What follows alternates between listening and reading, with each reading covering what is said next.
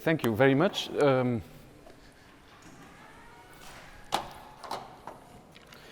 So I left you with two important functors last time, and today I'll wrap up the very rapid introduction to the subject by studying again these two functors. So remember, I take Q any Quantaloid, that's to say it's a bicategory which is locally ordered and locally co-complete. So a very, very nice bicategory, and to this very, very nice setting in which very many coherence issues disappear, we are just employing quite standard bicategory enriched categories, but it takes a very simple form. And we arrived at the following very important functor that we made into a two-functor. We associated to any functor between Q categories an adjoint pair of distributors or profunctors or modules represented by this functor. So we go into the category of distributors, which has Q categories and distributors as objects and arrows, but it's a Quantaloid, very important. So it has automatically a very rich structure that this guy does not have. And we associate to this functor, we make it represent an adjoint pair of distributors. So let me just quickly say that F lower star of BA, remember my contravariant way of denoting things is just, say, the graph, if you wish, of the functor F. And so there is a covariant and a contravariant representable.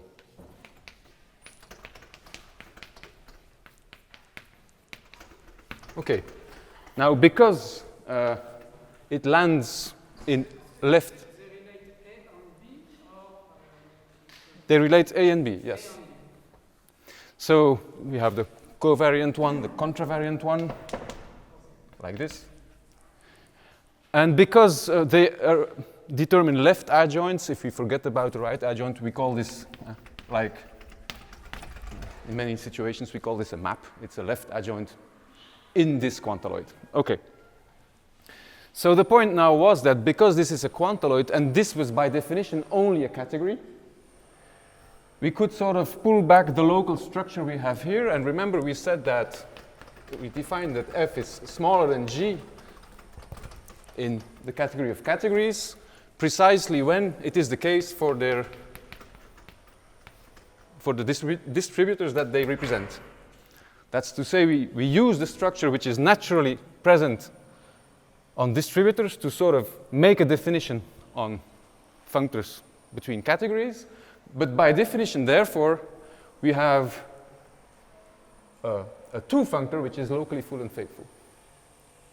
Right? So we have a sort of, say, embedding of the category of categories and functors in this guy here, and we use the two structure here to define two structure there. Okay, so as consequence, have for any two A and B, you can go into this guy here and map F onto F lower star. It's an order preserving map because we defined it to be an order preserving and reflecting map. So it's injective, or at least essentially injective. And an interesting question is, when is it surjective? What does it take from perhaps A and or B to make these HOMs essentially bijective? Right? So that's one important question that we'll address. Just to make a full recollection of what we have been looking at, the other functor that we were looking at was actually the guy which goes from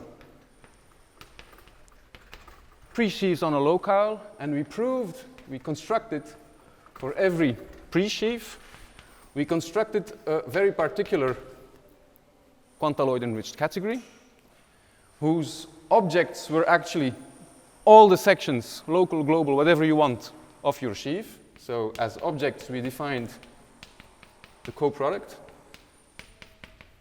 And remember, as HOMs, we wanted to interpret one way or another the L-valued equivalent equality relation that we defined suitably on this collection of all sections, right? So this is,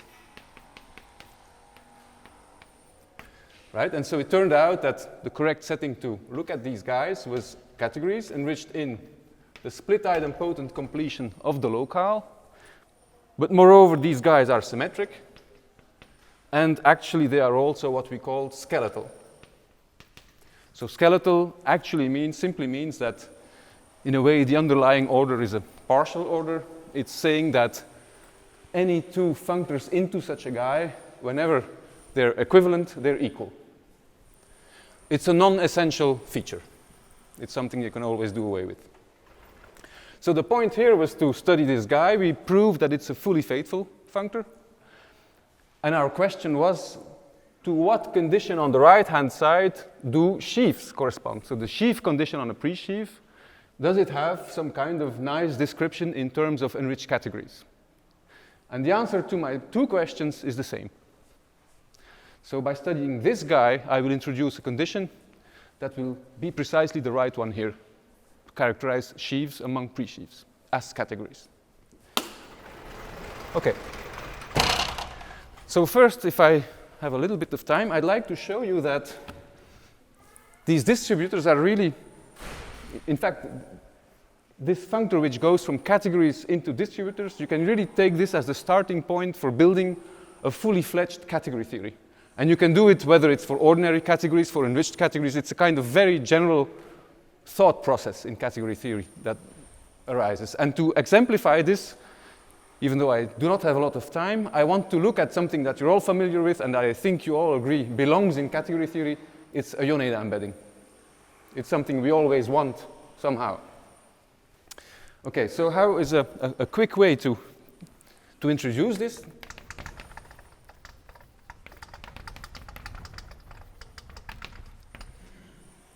So here is a very innocent construction where I will use the full power of the Quantaloid dist, right, of distributor calculus. So I fix myself a Q category. They're always small, there are no size issues, we'll be very gentle with this. And I look at distributors, but now very simple ones. I want their domain to be a singleton category, right? So what does this mean? I fix an object x in my Quantaloid. What I mean by 1x is the guy who has as objects just a singleton and as hom just the identity on x, right? Now I look at distributors from a singleton category, which is determined by its type, by an object of Q, and goes into my given Q category A, whatever it is. Okay, so I'll call these guys contravariant pre-sheaves. I'll call this a contravariant. I'll often forget the adjective contravariant, but they're pre-sheaves. We'll see an example later why this is the case or why this is a good name. Right. If I have two of these guys, one which starts at the trivial category over x, another that starts at the trivial category over y, because I'm in a Quantaloid, I can compute a universal distributor from one singleton to the other. And my notation, remember, why can I compute a universal solution to my inequality problem here? Because I have residuations. I have liftings and extensions. So my bi-category is bi-closed. So the guy I'm going to compute here is actually this one. So it's psi implies phi in the quantaloidal sense, right? Because if now I do first psi implies phi, this guy first, and then I have it composed with psi, then by modus ponens, remember, this is smaller than phi, and it's universally so. Now this is a distributor because I'm doing distributor calculus, but it goes from one singleton to another. What was a distributor? It was a matrix. And its rows and columns were indexed by its domain and its codomain set. But if these are singletons, then I have a matrix with one element. It's a singleton matrix, and it goes, its single element is an arrow from x to y, right? So this is now giving rise to the following construction.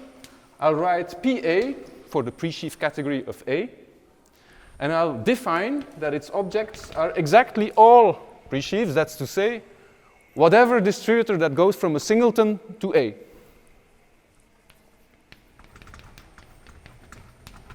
Right? For every possible X and every possible distributor with this domain and codomain. I need to invent types because I'm trying to define a Q category. I need to invent types, but what is the natural type of a distributor that goes from singleton X? It's X, right? So the type of phi is going to be X for this guy. I need to define HOMs if I want a category. I need to define for any two objects, one of type X, another of type Y, a Q arrow that goes from X to Y. But it's precisely this residuation that contains one arrow in a universal way from X to Y, and that's going to be my HOM. So the HOM in this category, from psi to phi. Yes, remember I'm writing contravariantly. It should be an arrow from phi to psi, or the type of phi to the type of psi, and it's going to be precisely the single element of psi implies phi in a distributor way. Okay? And one can check that this is indeed a new Q category. Better still, for any object A in A, there is, say, of type X. There is, of course, a functor from a singleton category. So just think in terms of functions. A function from a singleton to a set picks out an element of the set. Here I mean that, in fact, this delta functor is going to pick out the element A. So it's going to map singleton to A. Easy to check that this is a functor, right? It's just pointing at an object. But the importance of this trivial observation is that, well, every functor determines an adjoint pair of distributors, and what we are going to recover precisely as the graph and the co-graph, so the adjoint pair of distributors, for the pointing out functor is representable pre-sheaves. So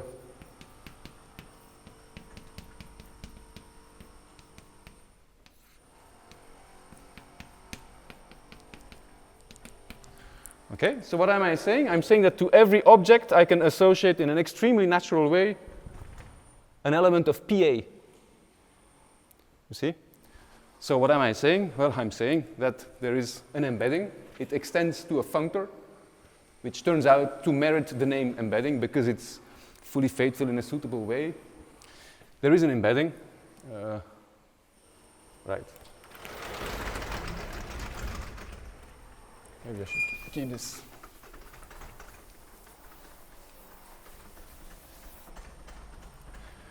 And there is an embedding.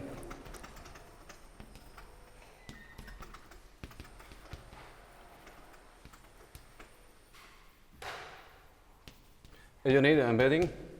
It really merits the name.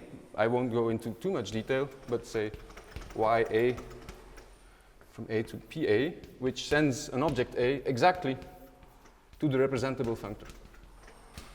You see, so the notations really reflect what we do in ordinary categories, what we do in most situations. Right.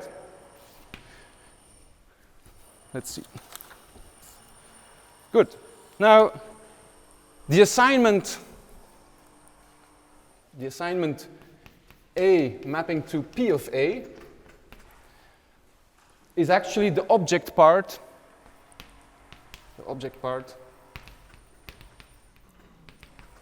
of a monad, in fact a KZ doctrine. So it's a very particular kind of monad on the category of Q categories.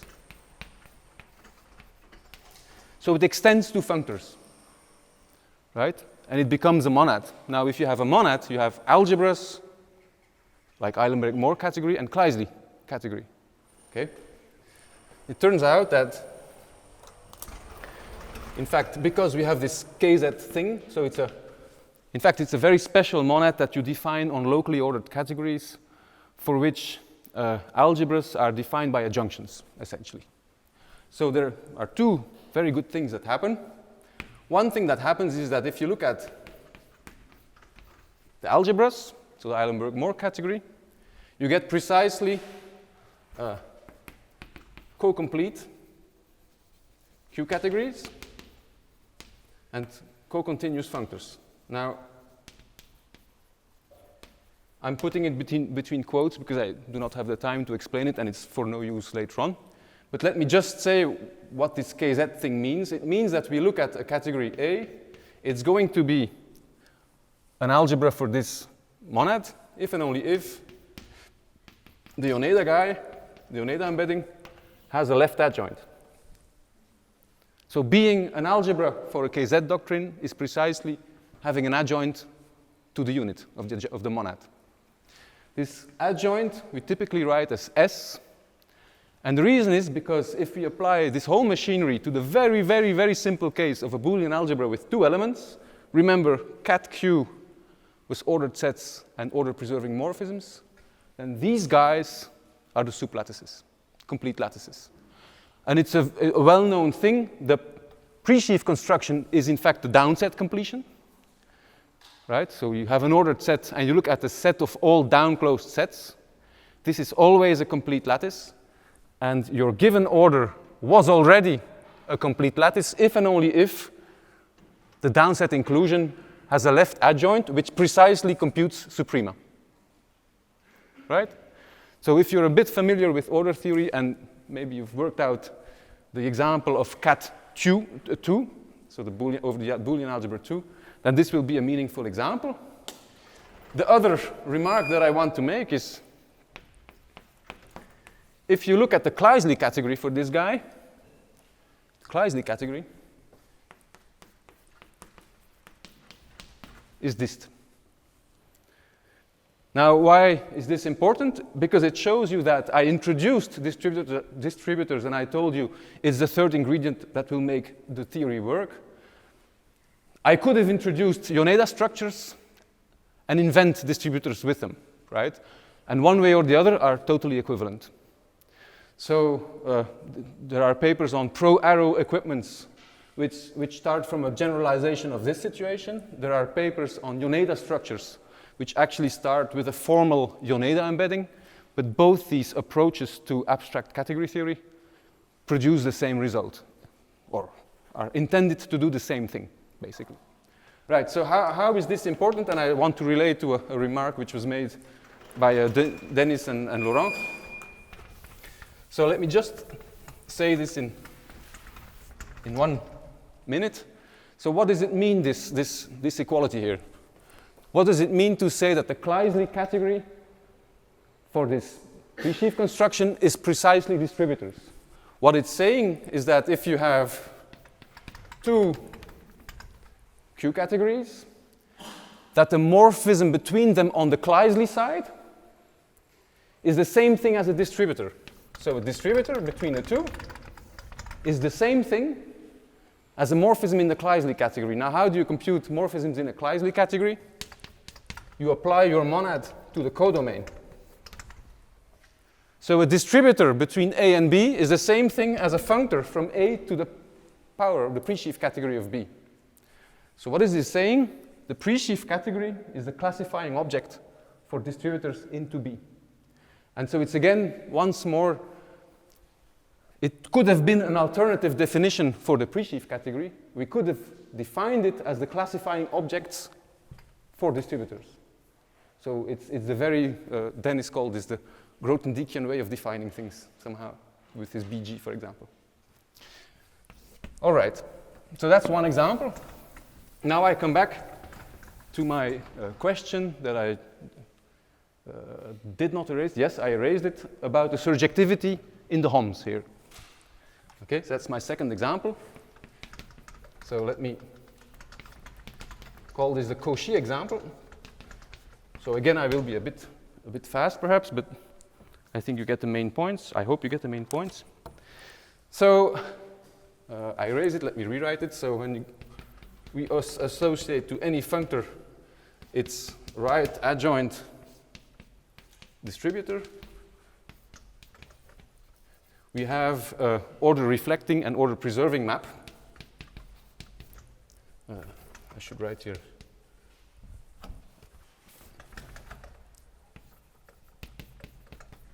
I should fix my domain and my codomain, A and B. I map a functor from A to B to the adjoint pair of distributors between A and B. So it's order preserving, order reflecting by definition of the order on functors. And the question now is, when is this guy surjective? So when is it an essential bijection between the two concepts? Okay. So in fact, this guy here, so for any, so fix B, then for any A, this guy is essentially bijective, if and only if it holds when I replace A by a singleton category. It suffices that it works for singleton categories. It's a little, tiny little verification. I'm not going to do it. It's not really difficult. It's not a surprise somehow. So if for any x in Q0 is bijective for 1x. Okay, so for you plug in 1x instead of A. Now, what does it mean if I plug in a 1x here? It's an order preserving and reflecting function. It means that to be surjective, if I have an adjoint pair of distributors on a singleton into B, if I have a guy like this,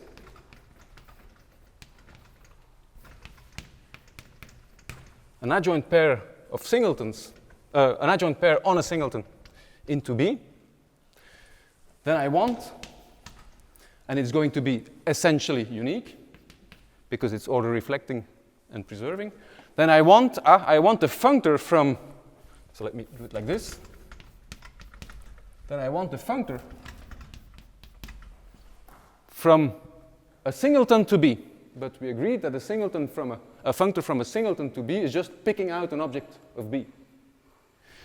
And I want this adjoint pair of distributors to be represented by this functor. So I want, in fact, the left adjoint.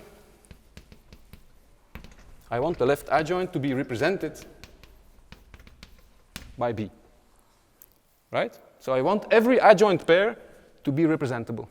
And automatically, of course, by uniqueness of adjoints, psi is going to be represented by the covariant pre-sheaf.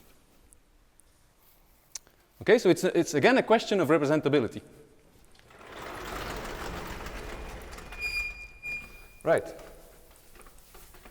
So it's not going to work for any, in general, it's not going to work, it's not going to be true for any B. For certain Qs, it's true for all B. But for most Qs, it's a condition. It's an extra condition on B. Now, whenever it's the case, whenever this holds, we'll say that B is Cauchy complete.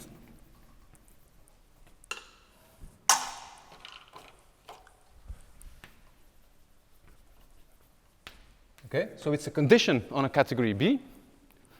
And whenever this condition is satisfied by this category, we'll say that the category is Cauchy complete.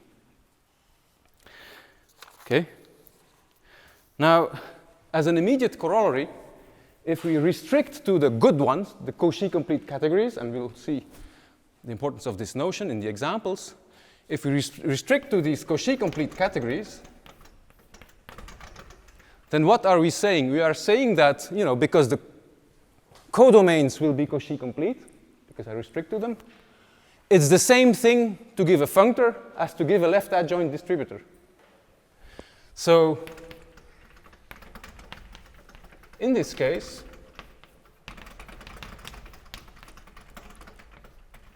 if I restrict to Cauchy complete guys, this functor that I erased that goes from categories to left adjoint distributors, which was a mere functor.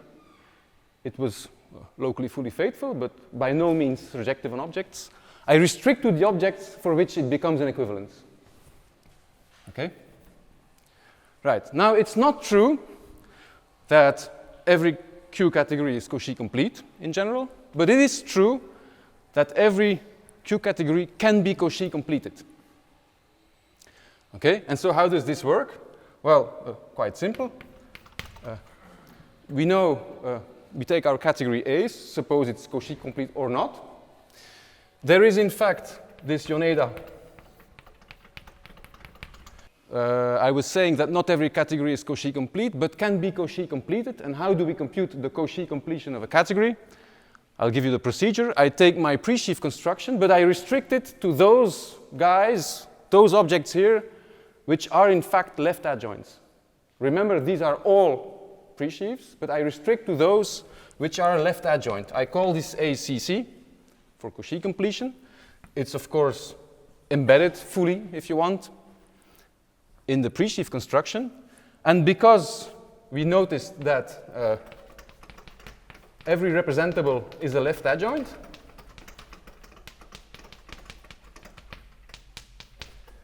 we actually know that the Yoneda embedding factors over this guy.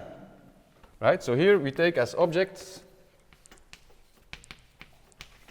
the, say, all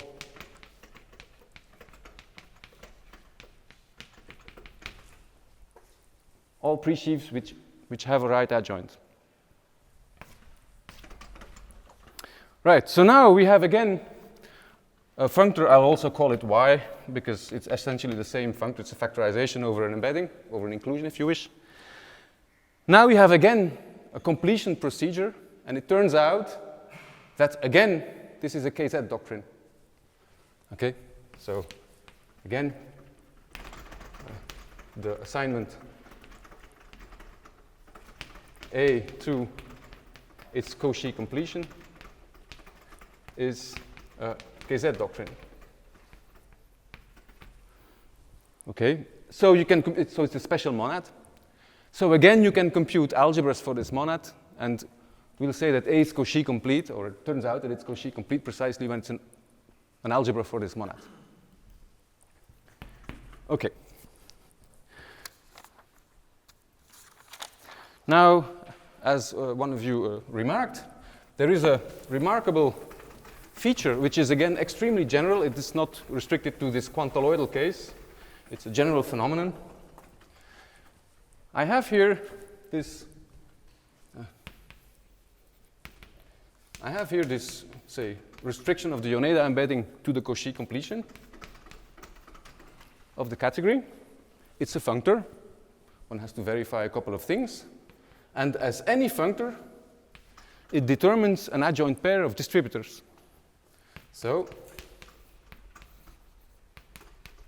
it was the lower star left adjoint to the upper star. So by my setup, this is always an adjunction, but actually it's more. This adjunction is actually, so these two distributors are actually mutually inverse to each other. An isomorphism. But be aware, it's an isomorphism between categories expressed by distributors, so it's an isomorphism in dist. Okay? So in the Quantaloid of distributors, every category is isomorphic to its Cauchy completion. It's because of this extra freedom that distributors give you to prove this isomorphism. It's not an isomorphism in the category with functors at all. But as a result,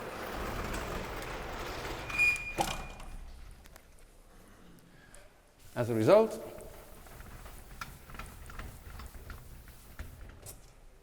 therefore, if you look at categories which are Cauchy complete, we already saw that it's the same thing as left adjoint distributors between Cauchy complete categories. Okay? But it turns out that every category is distributor isomorphic to its Cauchy completion, so we can actually drop the Cauchy complete condition here. Okay? So this guy is equivalent to this guy. What it says is that if you want to do a nice proper calculus of things, very often in practice you'll find yourself working with Cauchy complete categories and functors. And if you want to avoid the complication of Cauchy completeness, you can decide to work with your categories anyway, the way they are, but you have to resort to left adjoint distributors. So the technical difficulty moves from your objects to your morphisms somehow. But you're doing the same theory. Okay.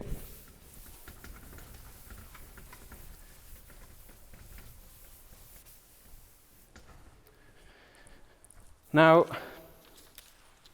I'm ready to state the theorem that is due to Bob Walters. So, I think it's 81, essentially. So this, so for this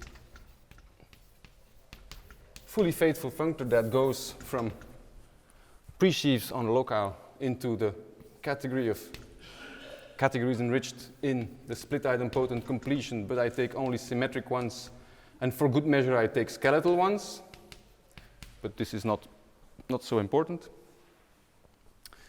We have that, so it's associating to any pre-sheaf a Q category that I recalled.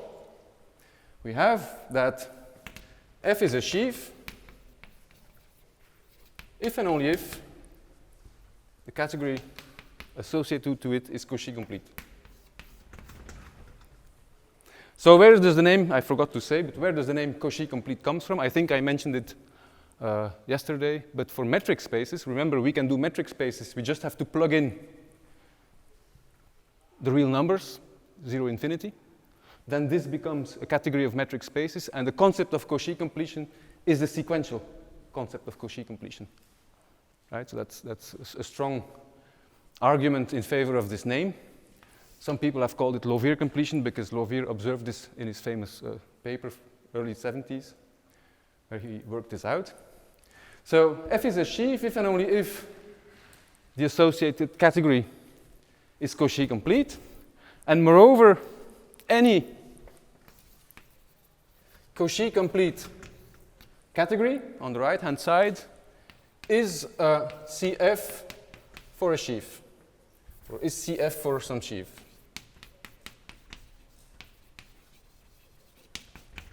So what we are saying is essentially that if we restrict and co-restrict our domain and our codomain to sheaves and Cauchy complete guys, then of course the fully faithfulness remains, that doesn't change by restricting the number of objects, but it becomes a surjection on objects, and therefore an equivalence, right? Therefore, sheaves on locales are equivalent as category to categories which are symmetric, skeletal if you really want uniqueness of gluing instead of essential uniqueness, but especially, or particularly Cauchy complete. This is the new thing. Enriched in the Quantaloid where you have split idempotence. Right? So this is, I think, a very nice result.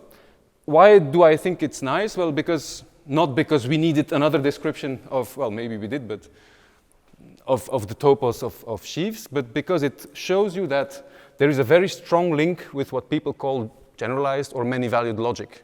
That's to say, this category here, if I plug in other quantiles instead of this locale, if I plug in other stuff, It produces other categories, most notably metric spaces, if I wish. And I have a language, namely of enriched categories, that applies to many different situations. And one important idea that was transported from one world to another is precisely this Cauchy completion. It came from metric space theory, but it turns out to be meaningful in sheaf theory. And you can sort of try to play this game. You can try to look at, with this formalism of Quantaloid enriched categories, you can try to look at different domains of mathematics, steal ideas, try to abstract them, and apply them elsewhere. And to give you but one example where I think this has been fruitful, in sheaf theory, we are very much interested in local elements, local to global, right? Well, inspired by I could say, one can say, inspired by this situation where we know very well what is local to global, where sheaves are made to go from local to global, we understand that there is something happening on the level of the enriched categories. We can now try to devise a notion of metric space with local elements. Turns out that people have been trying to figure out such a definition for quite a while. They call this a partial metric space. Partial metric space is a metric space where self-distance is not necessarily zero. Okay? It's a thing that exists. You have an adapted triangular inequality, so you have to be a bit careful. People have been trying to figure out this definition, have been trying to say what it means to be Cauchy complete, what it is a Cauchy net, a Cauchy sequence. It turned out that once we had found the correct way of dealing with partial elements and transposed it to the world of metric spaces, came out naturally the notion of partial metric space with its notion of Cauchy sequence, with its notion of Cauchy completeness, and so on. So we use the formalism to transport ideas from one world to another, from the sheaf world to the metric world, and so on, and vice versa. Okay, so I think I will not, I will maybe just sketch a very small, let me just, because something is happening, right? And it's not even difficult. And I just want to point out one part of one little section of the proof, just to give you an idea where the sheaf condition is used, right? Let me try, because a complete proof is not difficult. I wrote it up. If some of you are interested, I can give you it, but let me just try to say it's not a proof, but it's a hint of a sketch of a part of the proof, right?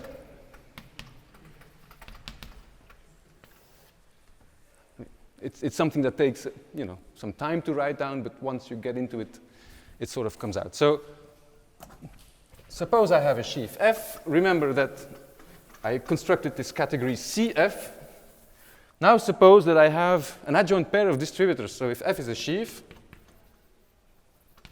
and I look at an adjoint pair of distributors into its category of sections, we could say. Now, I'm working over the split idempotent completion.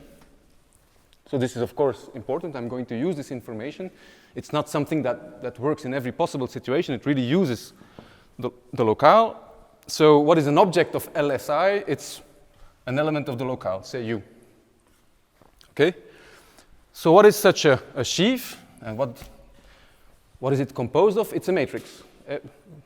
Such a distributor, phi and psi, they are matrices indexed by domain and codomain sets. This guy is a singleton, so as an index it's not very important. So essentially what I have is for every element, for every local section of my sheaf, I have an element of LSI, of L.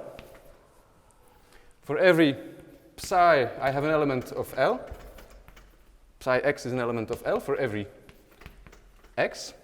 Now, moreover, if I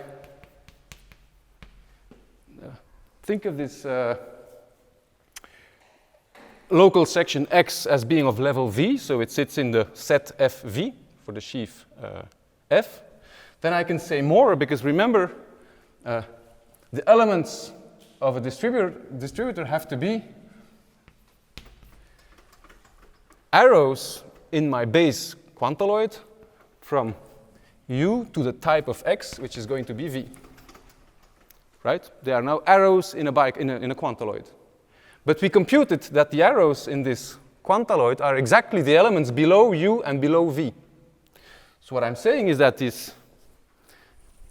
every one of these guys here is actually below U meet V, and for similar reasons the same holds here, V meet U. So that's just the data, right? Now this has to be a distributor. So what this means is that if I have, remember I call this the action inequalities, so if I have the HOM of C, which is this equality relation, which I compose with phi y, this should be smaller than phi x. That's what it's saying. It's an inequality in L. This guy here, if I have the action inequality, it's x equals y, followed with psi x. It has to be smaller than psi y. This is just saying that these two guys are distributors. And now I'm going to express that they are adjoint. So if I compose left followed by right, I have to be bigger than the identity. And if I compose right followed by left, I have to be smaller than the identity. Okay, so that gives me another two conditions. So the composition of psi after phi should be bigger than the identity on the unit or on the singleton category. Now this actually translates to matrix composition. So it's a join over all x's of psi x, phi x. Composition is intersection. And it has to be bigger than the identity on this category, which is actually U as a distributor, right?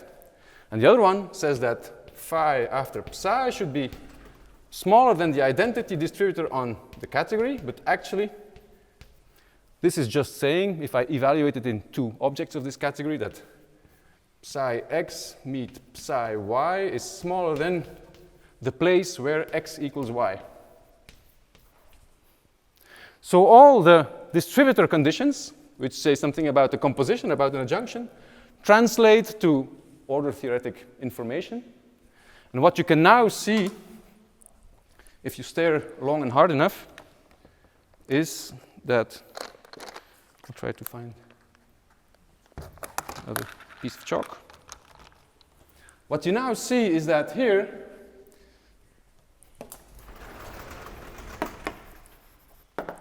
if I define ux to be this guy, it's a conjunction of two elements. It's an element in L. For this definition, you see you have a join of these elements which is above U, but each of these guys is below U. So we have an equality. So we have a cover, right? We have a cover. Moreover, if I now take all local sections, all of them, and I all restrict them to this particular open, to this particular element of L, right? I have a gigantic collection of local sections, but you have to use the right equations, mainly this guy here. You have to exploit this guy here to figure out that this is a compatible family. This is a compatible family. I have a sheaf, a cover, and a compatible family, so I have a unique gluing, right? I have a unique gluing. So, say X bar. It's an element, it lives over U, so it's an element of FU. FU, which is a part of the object set of my category, right? And again, one exploits in a reasonable way all these inequations which are on the blackboard to show that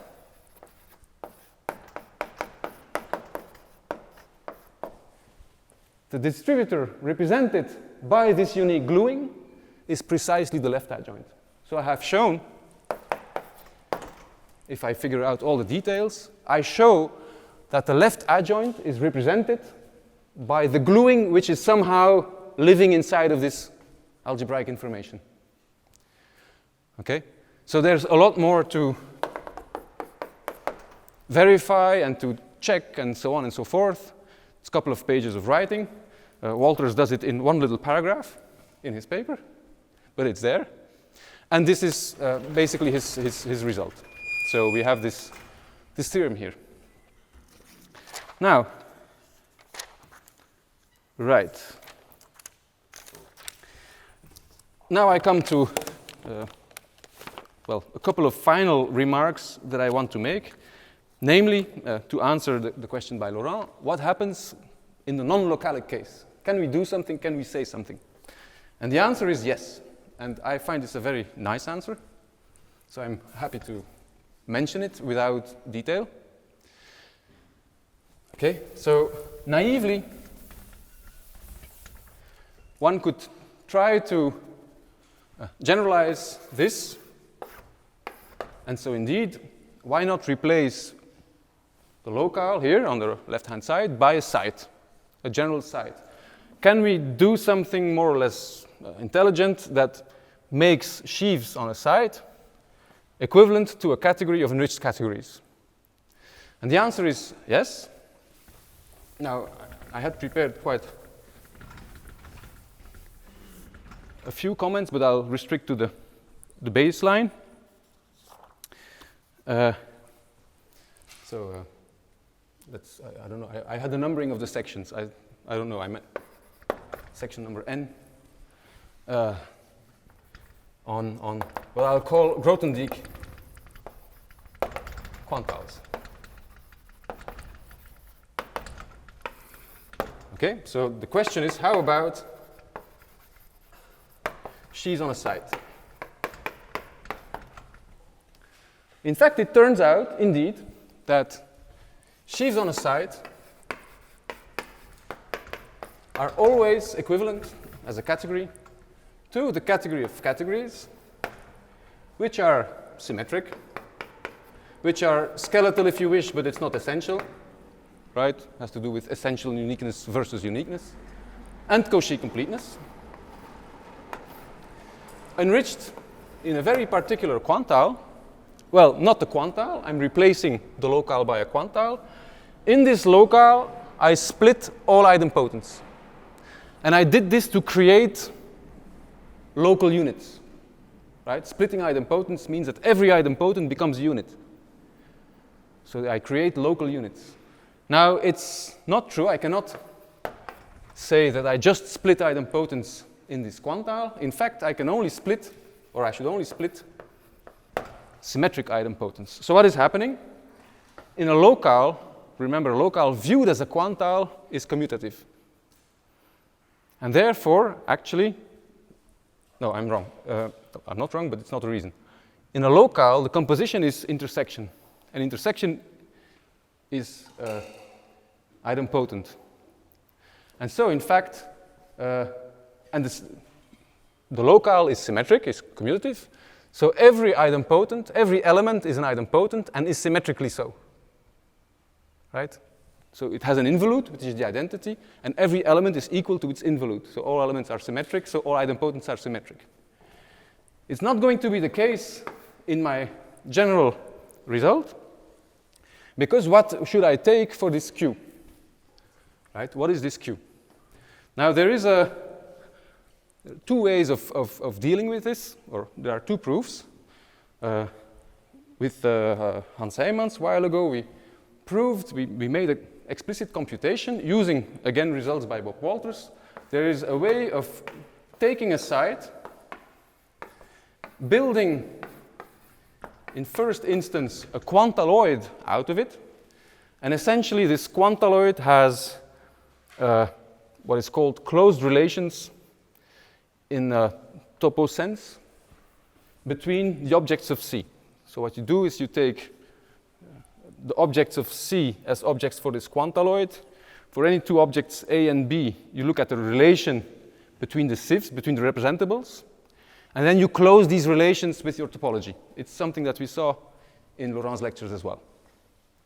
This is a Quantaloid, and we managed to give a complete axiomatic description of this guy. It has a number of properties. It's a very special thing, a very special object. It has a number of objects that completely characterize it algebraically. So that's to say, if you give me a Quantaloid that satisfies essentially 4 properties, algebraic properties, then I can prove that it is precisely the R of a Cj. Right? So there is a correspondence, it's not a bijection. Why not? Well, because, as Olivia and Laurent and others remarked repeatedly, many different sides can give the same topos. You should never expect a construction on sides to be unique. It has to be some sort of Morita unique. Right? So this is what is happening here too. If you give me a Quantaloid, which we've called a Quantaloid of closed cribbles, in an axiomatic way, I can produce again a side. This establishes a correspondence. But it's only a Quantaloid. Okay? Second step, for any Quantaloid, I can produce a quantile. Now this one I can do explicitly in just 1 minute because we saw all the material. I pretend that if you take a Quantaloid, now you look at the even bigger Quantaloid of matrices, and you take the Hom between the object sets of the given Quantaloid viewed as typed categories, as typed sets. This is an endo-Hom in a Quantaloid, so it's a quantile. This is this guy. Right? Now I pretend that I have an axiomatic description of these Quantaloids of closed cribbles. I also have an axiomatic description of these guys. And I can prove that given one, I can produce the other, and given the other, I can produce the one. How do I go back and forth? Interestingly, I split symmetric idempotence. To go from this special quantile, it's going to be very special, but it's because it's constructed from a very special Quantaloid. It's going to have very special features, and these features ensure that if I split symmetric adjoints, symmetric idempotence, I end up again with one of these guys. So what is happening? I have a correspondence between sides, very special Quantaloids, and very special quantiles. And it's under this correspondence that I can put here one of these guys. So we call this a Grothendieck quantile. And what is nice about it is that I can give you the formal definition because it's not even that hard. I can show you, I can explicitly give you the axiomatic description of these guys. So Q is a Grothendieck quantile when, so it is involutive. It has to have some form of symmetry because otherwise my symmetry condition would not make sense. It is localic. What I mean by that is that the underlying lattice has to be a locale. Okay. So it is localic. It is what is called modular. Now, the modular law is a very interesting thing. It has been singled out by, amongst others, I think, Peter Fried, but I think Peter Fried should be credited for this, Fried and Skedroff. And it's saying the following thing. If you have A, B meet C, so A times B meets C in your quantile, so it makes sense because you have a multiplication, the quantile multiplication, but you have the intersection in the complete lattice, then this should be smaller than, well, you can sort of put A out of the bracket, but you must compensate by your involute. See, it's as if A is pushed out of the bracket, but is compensated for by the involute, and it has to be both ways. So it's also smaller than, if you push B out, it should be A meet, let me think, C, B involute, no, yes, B. Right, that's the modular law. Now there is something, I don't know if I have, 5 more minutes. There's an interesting thing about this modular law. It was written and used over and over again in the book by Fried and Skedroff. But there is a French mathematician, Jacques Riguet, who discovered this law in 1948. And he called it the Dedekind relation. It's not precisely this expression. It's in fact a more symmetrized version of this expression, but it's logically equivalent. Right? And in his paper, which is written in French, he explicitly states, I'm calling this the Dedekind relation because it's essential for relational calculus. He said this in 48, but what he really said hineininterpretiert, 70 years later, is that it's an essential feature of distributor calculus. To have distributor calculus that looks like relations. Okay? Now this is not all, these are 3 features, but it's also, now I should copy this correctly. The 4th condition is that its top element is covered by, so that's the last feature of this guy. Okay. So its top element, that's to say the biggest element as of the lattice, can be written as a composition. So you should think of this as a kind of, say, span. Okay? So you can sort of compose the involute of G with F, right? The top element of the quantile should be covered, covered, so actually it should be a join of all these expressions where F and G are what is called semi-simple. Okay?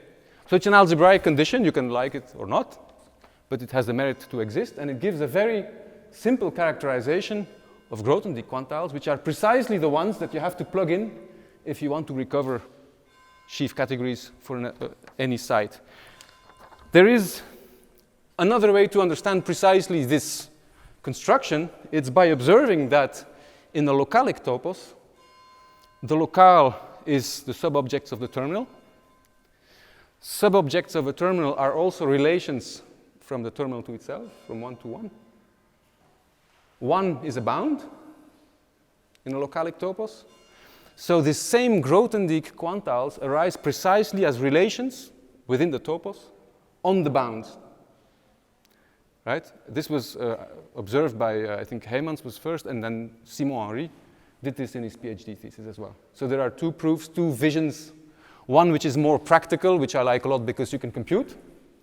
The other one which is more conceptual and therefore a little bit shorter in its proofs. But it's very, very, very nice. Okay. I know I have -1 minute, but there are many more things. Once this is established, once this fact is established, there are more results that follow. And I just want to give you one example. It's that you can drop the symmetry condition in all of this, right? If I drop the symmetry condition, what is an equality which is not symmetric? It's an inequality, right? If I drop the symmetry condition, I do not recover the topos, but I recover the ordered objects in the topos. So dropping symmetry is something useful, and we can do, in fact, ordered sheaves with categories which are not symmetric. Another result is that if I take the co-complete ones, remember co-complete, I talked about pre-sheaf categories, and there is a condition which says co-complete. If I take the co-complete categories, I recover exactly the sublattices, the sheaves which are sublattices internally in the topos. Moreover, splitting idempotence is no longer necessary, and you can prove that the sublattices, it's known, but you can prove it in this way, that the sublattices in the topos are the modules on the Grothendieck quantile. And so on and so forth. So I think bells are ringing to stop me, and I thank you very, very much for your attention.